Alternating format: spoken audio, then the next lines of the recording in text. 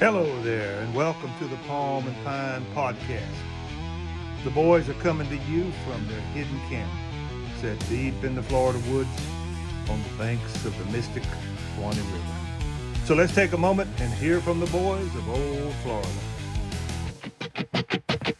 Okay, folks, welcome to the Palm and Pine podcast, and we got a great show lined up as usual. I'm here with the Professor Barlow, and hey, we got a great guest today, Professor Barlow. I'm excited. I couldn't sleep last night thinking about this. Oh my gosh, I'm so excited to be here. I tell you, we are fired up today. Today we have Aubrey. And Aubrey, you want to give your last name? Brown. Aubrey Brown. Nothing too fancy, well, but we're probably related. We got a lot of cousins. oh yeah, We got a lot of probably, right, Central probably. Florida. But Aubrey runs a platform profile, I guess, is that the way to say it, on Instagram. And when I first looked at it, it's Florida Folk History. And when I first looked at your profile, it was probably, I was actually setting up the Palm and Pine podcast Instagram. Came across your profile. You know how the algorithms kind of connect profiles. And at that time, this was maybe 3 or 4 months ago, you had about 18,000 followers. Very impressive. And so, but beyond that, what really impressed me was the content. And of course, the content explains the followers, right? And so a little more about Aubrey before we really get into the meat of this, but you have that profile, the Florida Folk History, and you also recently authored a book of your artwork. And I want to talk about that as well. And you're, like Doug and I, multi-generational Floridian, so that's great as well. So you're an artist, a storyteller. Doug and I have been known to tell a couple of stories. Tall tales, right? I love that. Right. You're originally from Redland. Yes. And now you're in Levy County, right here where we live. I love it. We want to get into all of this and learn all about it. But anyway, welcome to the show. Thank you. I'm so glad to be here. This is my first time on a podcast and like my first time coming out from behind the scenes. So I'm really excited. Well, hey, we're glad to have you. And you're not coming out too far behind the scenes because we'll get about 18 views. Oh, hopefully, no, we're going to get a lot more. Oh, yeah. Oh, yeah. So, yeah, we are, Doug and I have been doing this for 6 months now, and it's kind of snowballing, right? Yeah. I know you started, you got a few, so we're growing and we're happy about that. But yeah, I wanted to talk to you, Aubrey, about your background. So you grew up, and I think you had maybe your grandmother influenced you. Yes. What got you into Florida folk history? My Mima. I always tell everybody it's kitchen table, and people are always surprised. I was not interested really in history growing up. Right. Not like in school. I never had a history teacher, for example. Like you would think that I had this history teacher that influenced me to really get into it. No, like I was more into English, more into art.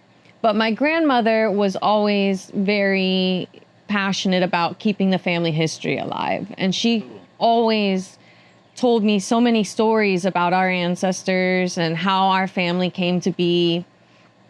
And it sparked a fire in me to want to keep that alive, because I would talk to people and they would tell me they don't even know sometimes like their grandparents' names. Right. You know, and I think that's so sad because when you hear these stories of how far people have come, it really gives you so much appreciation for where we are now.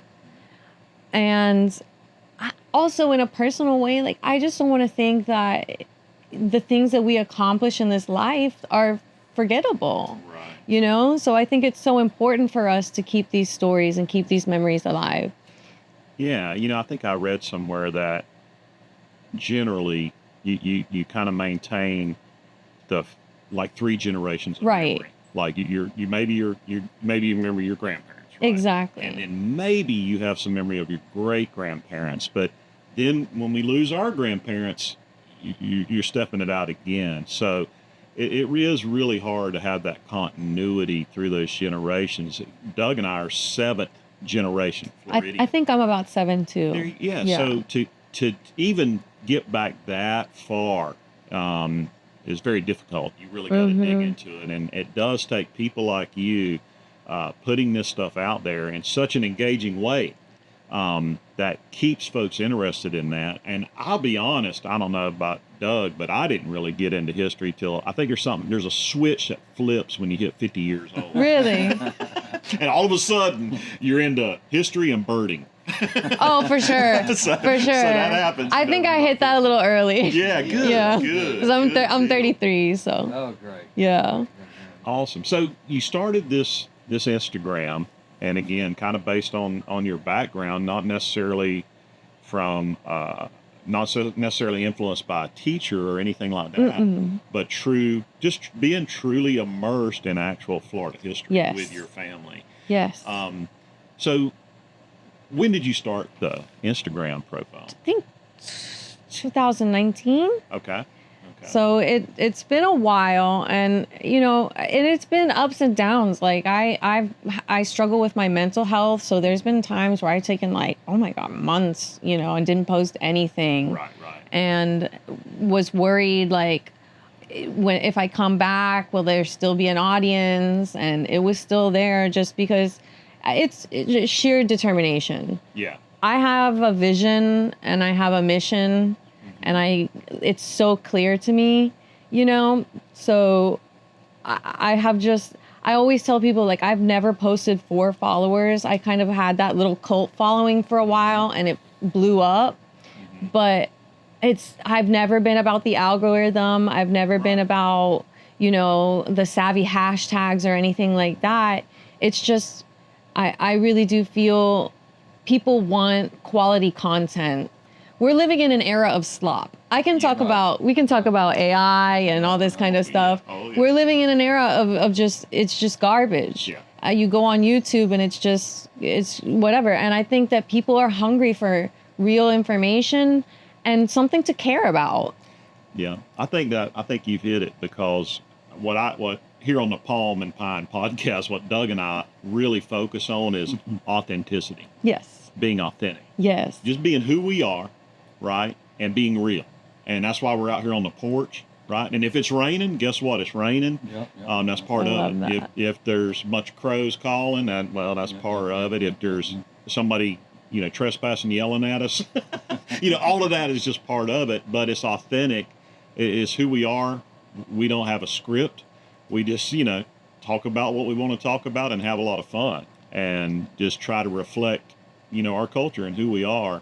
And I think you're right. I think that's what people are longing for, because everything's fake and scripted and AI generated. They want something real and something that they can connect to, and again, something to care about. And that's something that with every post that I make, I try to say, it's not just important to tell people the facts. They have to know why should I care? Why is this something that I personally should care about? Now, I noticed too on your profile, on your, it's florida.folk.history. Mm-hmm. Now, one thing I've noticed, you go through your post and it's everything. So you'll have, the Seminole tribe, you'll have a Jewish family, or maybe a Jewish enclave, or maybe a Greek family, or a Menorcan family, or, crackers like us, right? So you do really cover the full breadth. Florida is so diverse. A lot of people don't know that. They just think it's Walt Disney and the beach. I know. But you do a great job of that. How do you do that wide breadth of research? Where do you find all these stories? I mean, people ask me all the time, like, do you eat? Do you sleep? And the answer is no. Like, I'm on Wikipedia, or like going down rabbit holes all the time. I'm constantly reading. And talking to people too. I love being able to get reader submissions, because that's how you get the stuff that's not in the textbooks. These family stories that people relate to, sometimes more than these battles, or someone like Henry Flagler, this rich guy. Right. People want to hear about people like them. And I'm really proud of being able to connect people from across cultures and contribute to our shared culture. I don't know if you watch Stingray Tom on YouTube. He's really great. Okay. But he's a Florida historian, and he calls Florida, it's not a melting pot, it's a conch chowder. Because isn't that great? that. Everything, it's not that everybody's cultures just get diluted and melted together and assimilated. Our cultures are still unique, and you get that individual flavor without losing anything, but it all comes together in a beautiful way. The thing I love about Florida is you got the cracker culture. You got all these different cultures. Yes. You can drive 10 minutes and be in a different world. Yes. You leave Levy County, for example, where we are today, and drive over to Alachua County. Very different. And that's what, 25 minutes, you know. Right. Totally different culture, and a lot of different cultures. And within Levy County, there's several cultures as well. So it's a very, I think, a unique property of Florida life, is that it is so many different cultures. And you're right, they don't necessarily blend because they retain their identity. But one question I want to ask you about in that regard, something we're concerned about, and I think you would share this, is Florida's changing so fast. Yes. I think we have about 800 people per day that move into the state, and with COVID that accelerated. But it's been that way all of our lives. Right. That's a lot of people, right? Yes. And one thing that happens to Floridians is we lose our culture. Right. This town where Douglas and I grew up, and where we were born also in Plant City, very different today. And so one of the things that's great about your work is you're working to preserve that. So someone moves here, they have no clue what Florida is. If they go to your platform, they're going to start to see, wow, there's a lot in the weeds, so to speak. And I get comments like that all the time. And I love the term, what is it? Cranky, a cracker Yankee. Because if you come here and you move to Florida and you embrace what Florida really is, you're a Floridian to me. Even my hero Osceola was not born in Florida. But he fought for Florida, and that was where his heart was. So that's what's most important. But it is a really tricky thing. How do you, unless you put limits on how many people can move into a state, what are you going to do about it?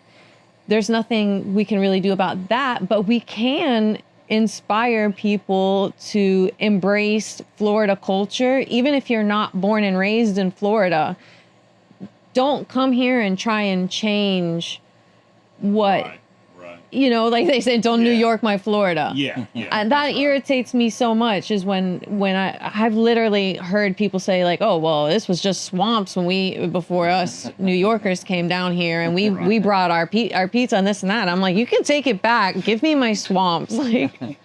So now, since you've been running the site, Florida Folk History, what is the most amazing story that you would say you have uncovered? Give us some of the history. My God. Yeah. That's such a hard question, because every time I uncover a new story, there's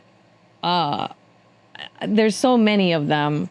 I honestly have to say though, Osceola is, I think, that's the reason he's my profile picture, is he is the most incredible man that ever walked the soils of Florida. That's saying a lot, right? Yeah. Now, are all the stories we hear about him true? Somebody ended up with his head? Yes, that is true. Okay. That is true. So, I mean, I'm not an expert. I could get you in contact with direct descendants even if you wanted.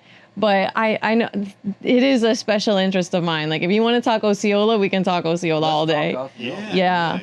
So where was he born, and what brought him he to was Florida? born in Tallahassee, Alabama. So he was a Creek, not a Seminole. But his mother, his father was white. We don't know. There's a couple of different guys that may be his father, but his mother was Creek. And so during the Seminole Wars, when Andrew Jackson pushed the Seminoles out of Alabama into Florida, she ended up going into the Seminoles. And because Creek and Seminole, they are matrilineal, he was considered full Seminole. Right. But a lot of, there's so many myths about him. Like, he was never a chief. Yeah. A lot of people think that he was a chief. It's more appropriate to call him just a war leader. Okay. But he just inspires me. Like, he is the reason I do what I do. Yeah. Because I see him as like a person that stood by his convictions and never surrendered. And when I do what I do, because I do face backlash sometimes for sharing certain things. Mm-hmm. And I have to always say, like, you know, and that's why I put it on a poster, which I'm really proud to work in collaboration with the tribes on, that says, what would Osceola do? Because that's something I genuinely live by. Yeah. Standing by your convictions, even when it gets tough, even when it gets scary. Standing up for your principles. Yes. Yeah. And standing up for people, because I censor people on my platform because I'm a descendant not only of crackers but from conchs, and down in Key West we have the saying, one human family. Right. And I really believe that with my whole heart. Like, and family gets messy sometimes, family gets hurtful sometimes, but we have to listen to one another, and we have to hold space for one another, because we all belong here and we're all part of something beautiful. We have the longest history in the United States, going back longer than anybody. Right, So, right. you know, it's a lot of hurt, a lot of healing, but a lot of moving forward. And we are where we are today because of everything that's happened in the past. And it makes me so proud. I'm so proud to be a Floridian. Yeah. You know? Awesome. I think, you're touching on something there where we're proud. We're multi-generation Floridians. We're proud of our ancestry, but we always got to remember we're all in the human family. We'll make light of the New Yorkers coming down and moving in the villages. Doug and I love to make fun of them. Yeah. But at the end of the day, we're all human, and we got to respect each other, give each other that room, and at the same time balance having that pride in your particular family, your particular background, but it can be done. Right. I totally believe it. You know, that's like one story that I guess would make me really proud too, if asking about a story that's important to me, is, my family has always talked about having a long connection and relationship with the Seminole tribes, but doing research, I was able to find an article written by one of my relatives that confirmed that my 5th great grandfather, Temple Penn, he was the first territorial representative of Dade County and the first senator, I believe, of Dade County. Wow. But he was also a wrecker, kind of a pirate guy. Yeah. He was the lighthouse keeper at Key Biscayne, but he also was a Seminole sympathizer during the wars. Okay. And he played fiddle for them at their dances. Wow. And Wow. they talked about how they were never afraid of the Seminoles during the wars because they were genuine friends. And even when there was going to be skirmishes, the Seminole would tell my relatives, look, we're going to go to war, light out to another key and just lay low for a while. So like, my family legacy shows it's possible for people to live together. You don't have to assimilate and be one melting pot of a people. You can keep your unique identities. And I think that's beautiful and wonderful, but we don't have to change each other. Right. You know? Right. That's right. So do you have any stories involving Levy County yet? Or that was one that really shocked me too, was that Levy County was going to be a Jewish utopia. Oh, I didn't know that. You didn't Tell us know about that? Yeah. Yulee Levy. yeah. His father was from Morocco and wanted to build a Jewish utopia here near Micanopy. All right. Yeah. Wow. But I believe the plantation was burned during the Seminole Wars. Okay. So, Wow. yeah. Well, and I don't think he fared very well through the Civil War. No, either, did he? no. Senator Levy, yeah. So, Wow. I mean, you would never think out here is pure cracker country. Just, Yeah. like imagine. Yeah, a Jewish enclave. Yeah. Yeah. But and you've got a write up on that actual topic, Doug, on her Instagram. So anything you can think of, man, I tell you, the width and breadth of what you have.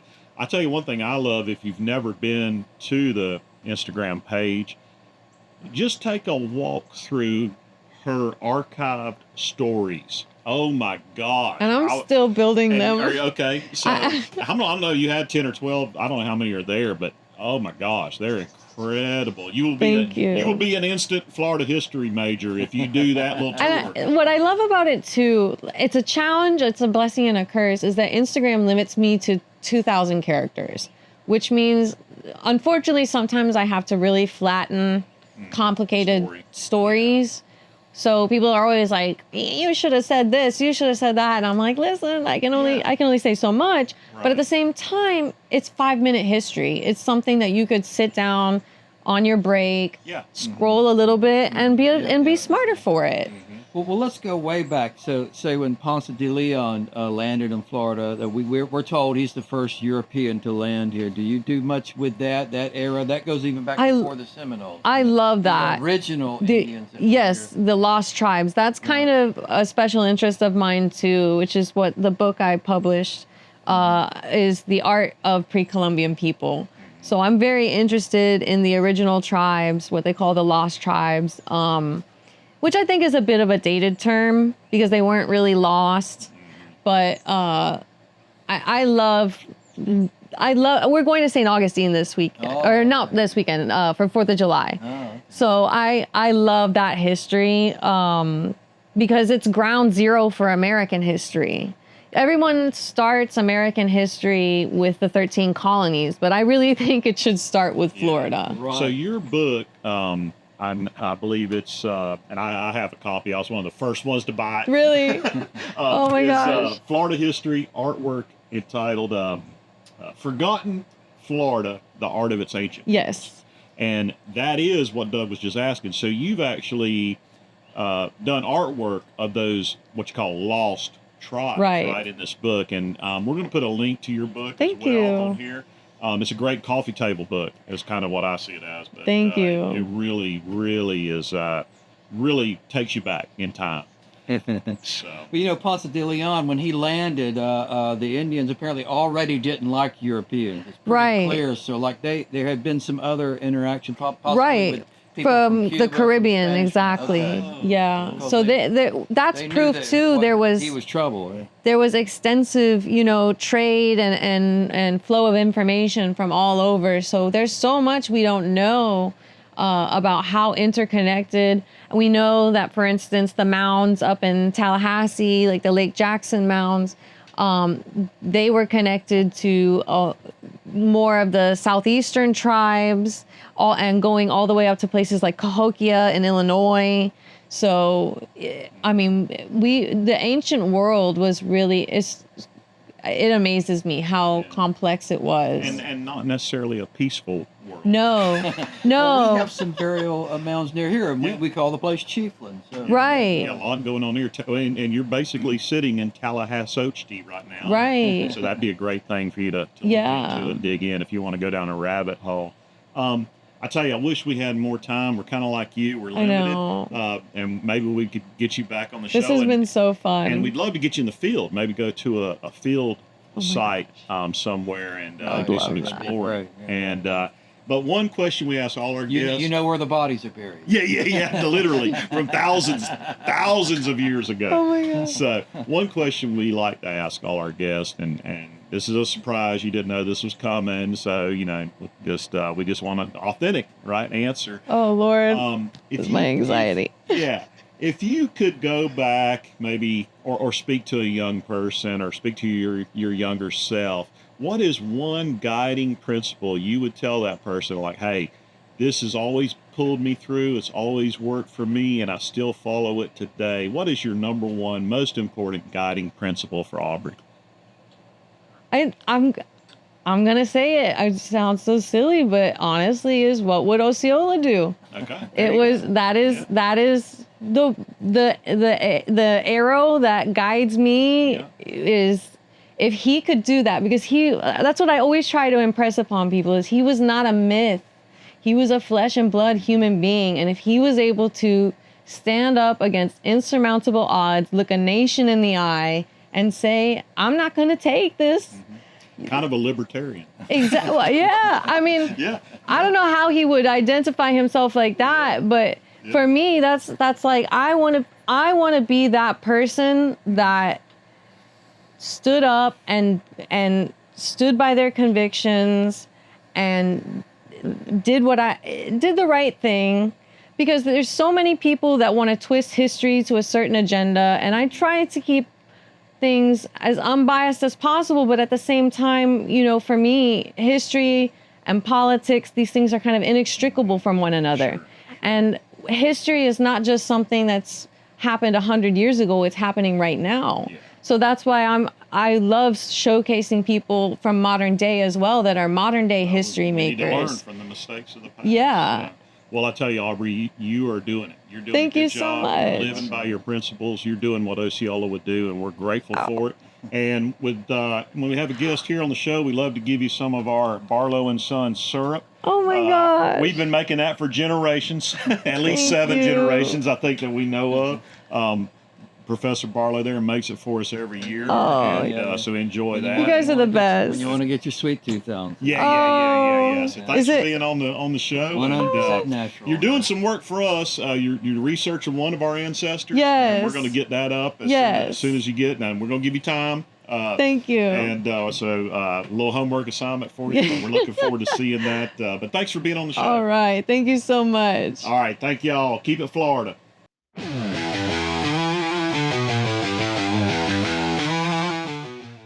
We hope you've enjoyed today's episode of the Palm and Pine podcast.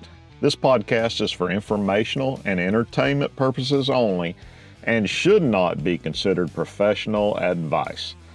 The views and opinions expressed by the host or any guest are our own and do not necessarily reflect the views of any affiliates.